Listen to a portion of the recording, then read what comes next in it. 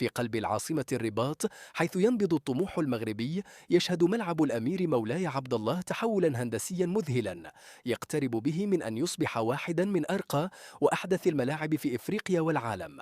مرحلة جديدة من الأشغال انطلقت مؤخرا، وهي ليست مجرد تفاصيل تقنية بل لحظات مفصلية تؤكد اقتراب المشروع من نهايته المبهرة. فلنبدأ أولا بأحد أهم التطورات الإنشائية على الإطلاق. أولا، إزالة الدعامات المؤقتة واستقلالية الهيكل الإنشائي. خلال الأسابيع الماضية شرعت الفرق الهندسية في تنفيذ واحدة من أدق وأخطر العمليات في مشروع إعادة تأهيل الملعب: إزالة الدعامات المؤقتة التي كانت تسند الهيكل المعدني الضخم لسقف المدرجات. لكن لماذا هذه المرحلة حاسمة؟ لأن هذه الدعامات كانت بمثابة العكازات التي يعتمد عليها السقف مؤقتا أثناء مرحلة البناء، وبمجرد رفعها يدخل السقف مرحلة الاعتماد الكامل على قوته الإنشائية الذاتية. هذا يعني أن الهيكل المعدني قد أصبح الآن مستقلا، متوازنا ومتماسكا هندسيا دون أي دعم خارجي. وهذه الخطوة لا تأتي إلا بعد إجراء اختبارات دقيقة وعمليات تثقيف ولحام متقدمة لضمان أن الهيكل قادر على تحمل وزنه والرياح والاهتزازات والعوامل المناخية الأخرى دون الحاجة لأي إسناد.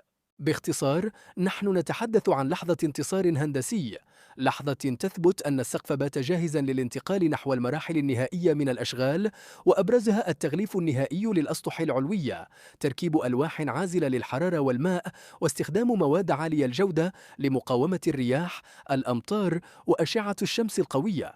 كل هذه العمليات تتم بمنهجية مدروسة وتحت إشراف خبراء وتقنيين مغاربة، في خطوة تعكس نضج وكفاءة القدرات الوطنية في مجال بناء البنيات التحتية الكبرى.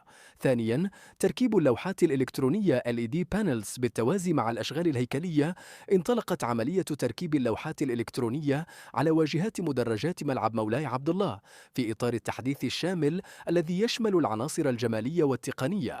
هذه الشاشات ليست فقط ديكوراً بصرياً، بل تمثل ثورة في تجربة المتفرج داخل المدرجات. الخصائص التقنية لهذه اللوحات: دقة عالية جدا قد تصل إلى 4K أو أكثر، تسمح بعرض صور، فيديوهات، إحصائيات، إعلانات وحتى لحظات الإعادة بكل وضوح. مقاومة للعوامل المناخية القاسية، مصممة لتحمل المطر، الرطوبة، الغبار والحرارة دون أي تأثير على جودتها. مصنوعة من مواد متينة وسهلة الصيانة، ومتصلة مباشرة بمنظومة التحكم الرقمية داخل غرفة العمليات. أهمية هذه التقنية: تعزيز جاذبية الملعب خلال التظاهرات الدولية القادمة، وخاصة كأس إفريقيا للأمم 2025 وكأس العالم 2030. تحسين تجربة الجماهير من خلال عرض الرسائل التفاعلية، الإعلانات الذكية، نتائج المباريات، وتحفيز الجمهور بصريا. والأجمل أن هذه الشاشات يتم تركيبها بأياد مغربية خالصة ومن طرف شركات وطنية متخصصة في التقنيات الرياضية عالية الدقة، ما يثبت أن المغرب لا يواكب فقط التطور بل يصنعه بإمكانياته الذاتية. ما نراه اليوم في ملعب مولاي عبد الله ليس مجرد ورش هندسي، بل تحفة وطنية تولد من جديد بتصميم يدمج بين الجمالية والحداثة وبين الأصالة والطموح. بكل فخر نصل إلى ختام هذا التقرير الحماسي حول ورشات الإصلاح والتحديث بملعب الأمير مولاي عبد الله بالرباط. تحولات ضخمة، هندسة دقيقة، وتقنيات عالمية تنجز بأياد مغربية تؤكد أن المغرب يسير بخطى ثابتة نحو تنظيم كبريات التظاهرات الرياضية بقلب نابض بالحياة. إزالة الدعامات المؤقتة كشفت عن قوة الهيكل الإنشائي، وتركيب الشاشات الإلكترونية أضاف بعداً عصرياً يبهر الزائر قبل أن تبدأ المباراة حتى. نحن أمام صرح رياضي يبنى بذكاء، بإبداع وبحب لهذا الوطن.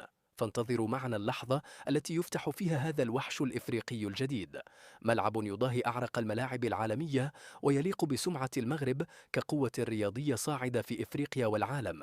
إلى اللقاء في تقارير قادمة من قلب الإنجاز ومن قلب الحدث.